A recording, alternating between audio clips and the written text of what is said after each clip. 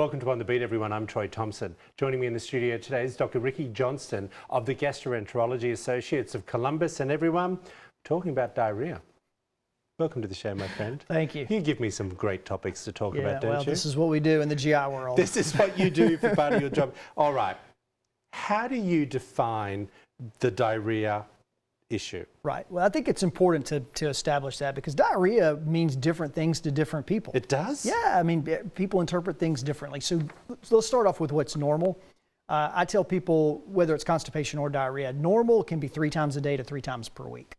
Bowel movements, that is. So anything, if you're going 1 or 2, even 3 times a day, that can be considered normal. So anything more than 3, and so frequency is one way to define it, and then also the consistency of stool. Some people it may be, kind of gross here, but pasty, watery. There's different ways. Yeah, but more liquidy. Yeah, exactly. Okay.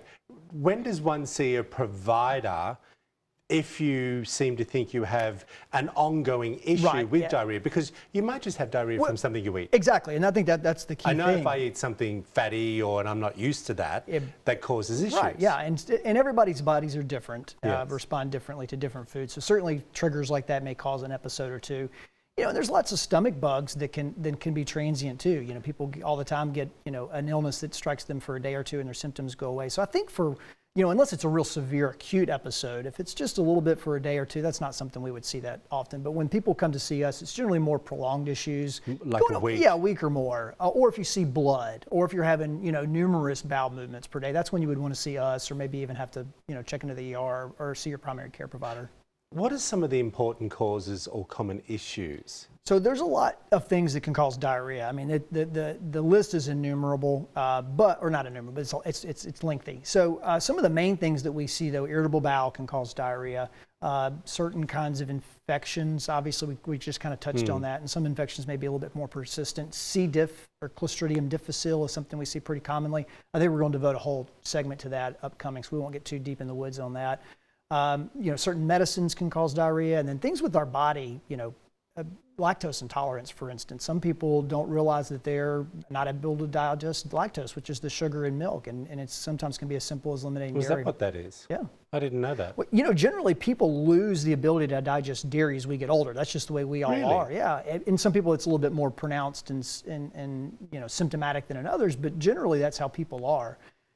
When we can't break down the lactose, that gets kind of passed downstream through the gut. The bacteria in our intestinal tract break it down, and that can cause diarrhea, bloating, and such. Okay. Along those same lines, sugar substitutes and artificial sweeteners can also be the culprit sometimes. So, interesting. Yeah. So it's very, very important to think about what food you're eating Very much and so. when you ate it, which could cause some form of diarrhea. Right. Do I come and see you if I'm having a diarrhea issue for more than a week, or do I see my GP and get referred? Probably either one. It just sort of depends. People who are already established with us might call us initially. If they've not seen us, it can sometimes be a little bit harder to get in that quickly. So they might start with their primary care or urgent care, or even sometimes the emergency room if their symptoms are severe enough. And then that provider ought to be able to order kind of the initial round of testing, such as stool studies would be, sometimes warranted, and we can test for different kinds of infection. Bacteria, right, and exactly. things like that. And then if they find something that they can deal with, they may treat it. Sometimes they may go ahead and send to us, particularly if it's a persistent issue, because then we might start talking about having to do a colonoscopy or something like that. Digging deeper, correct, so to speak. Yeah, because there's things like ulcerative colitis, Crohn's disease. There's even some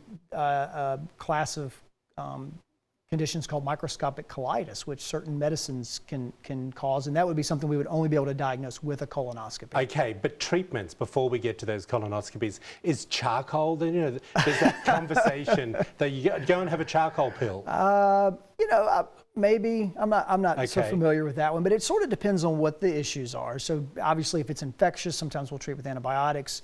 If it's something related to diet, we prescribe some dietary changes and have people review their diet.